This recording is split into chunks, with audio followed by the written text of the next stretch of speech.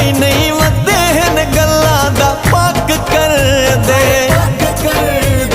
ਕਦੀ ਨਾ ਬੋਲੇ ਵੇ ਤਾਂ ਵੀ ਤੇਰੇ ਲੱਗਦੇ ਸ਼ੱਕ ਕਰ ਦੇ